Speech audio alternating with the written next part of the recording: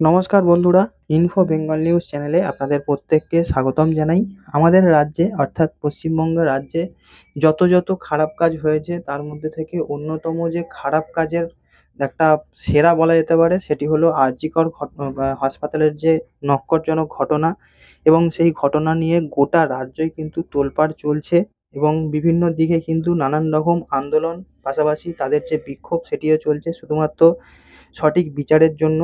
এখানে সেই খবরের পাশাপাশি আরও একটা খবর সামনে চলে এসেছে, যে খবরটি জানা যাচ্ছে রাজভবন সূত্রে, যেখানে শোভনদেব, ব্রাত্য, ফিরহাদ হাকিম, চন্দ্রিমা ভট্টাচার্য সহ ৭ মন্ত্রীর বিরুদ্ধে মুখ্যমন্ত্রীকে চিঠি দিয়েছে রাজভবন। এবং সেই নিয়ে কী খবর রয়েছে বা প্রতিবেদনটি কী রয়েছে সম্পূর্ণটা জানবো এই ভিডিওর মাধ্যমে। এবং জানা যাচ্ছে যে মুখ্যমন্ত্রী মমতা বন্দ্যোপাধ্যায়কে তার মন্ত্রিসভার সদস্যদের বিরুদ্ধে অভিযোগ জানিয়ে চিঠি দিয়েছে রাজভবন। নবান্ন সূত্রের খবর যে সম্প্রতি রাজভবন থেকে একটি চিঠি পাঠানো হয়েছে নবান্নে। সেই চিঠিতে ৭ জন মন্ত্রীর বিরুদ্ধে রাজ্যপালের বিরুদ্ধে যে অবমাননার মন্তব্য সেটি অভিযোগ আনা হয়েছে।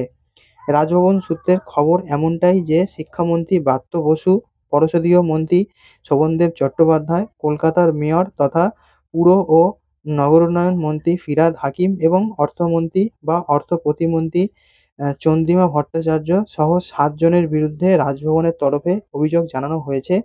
বিভিন্ন বিষয়ে রাজ্যপাল বোসের বিরুদ্ধে এই মন্ত্রীরা যে সমস্ত মন্তব্য করেছেন তা যে রাজভবন ভালো চোখে দেখেননি তা স্পষ্ট ভাষায় জানিয়ে দেওয়া হয়েছে। একজন রাজ্যপালের বিরুদ্ধে তার কাছেই সংবিধান শপথ নেওয়া মন্ত্রীগুলো কিভাবে পদে পদে মন্তব্য এরকম করতে পারেন তা নিয়ে কিন্তু প্রশ্ন তোলা হয়েছে। এবং এই চিঠির থেকে জানা যাচ্ছে বা রাজভবন সূত্রের খবর যে চিঠি পাঠানো হলেও তার কোনো জবাব এখনো নবান্ন থেকে দেওয়া হয়নি।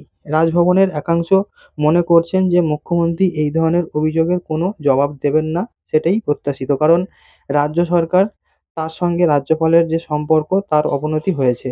১৫ই আগস্ট বিকেলবেলা মুখ্যমন্ত্রী তার কয়েকজন ঘনিষ্ঠকে নিয়ে রাজভবনে গেলেও রাজ্যপালের সঙ্গে দূরত্ব বজায় রেখেছিলেন। রাজ্যপালের বিরুদ্ধে রাজভবনে মহিলা কর্মী যৌন হেনস্থার অভিযোগে রাজ্য সরকার অভিযোগকারিনীর পাশে দাঁড়িয়েছিলেন। পাশাপাশি নতুন বিধায়কদের শপথগ্রহণ নিয়ে রাজভবনের সঙ্গে নবান্নের যে মতপার্থক্য রয়েছে তা কারোর অজানা নয়। রাজ্যপালের নির্দেশ উপেক্ষা করে যেভাবে স্পিকার বিমান বন্দ্যোপাধ্যায় বিধায়কদের শপথপাঠ করিয়েছিলেন তাতেও রাজ্যপালের পদের মর্যাদাহানি হয়েছে বলেই মনে করছে রাজভবনের একাংশ। এছাড়া মুখ্যমন্ত্রী ও তার মন্ত্রিসভার সদস্যরা যেভাবে রাজ্যপালকে আক্রমণ করেছেন তাতে ক্ষুব্ধ হয়ে রাজভবন থেকে চিঠি পাঠানো হয়েছে। এই রকম পরিস্থিতিতে যে মুখ্যমন্ত্রী কোনো জবাব দেবেন না তা জানে রাজভবনের প্রশাসন। প্রসঙ্গত যে প্রথম দিকে রাজ্যপাল বোসের সঙ্গে মুখ্যমন্ত্রী তথা রাজ্য সরকারের সম্পর্ক অনেকটা ভালো ছিল।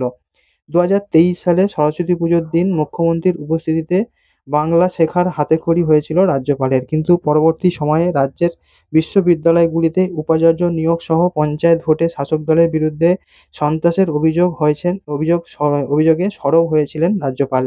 শাসক দলের সন্ত্রাসে কেউ আক্রান্ত হলে রাজভবনে তাদের আশ্রয় দেওয়ার জন্য শান্তিকক্ষ তৈরি করে বিতর্ক জড়িয়েছিলেন রাজ্যপাল বোস। তারপর থেকেই তৃণমূলের শীর্ষ নেতৃত্বের আক্রমণের মুখে পড়েছিলেন তিনি।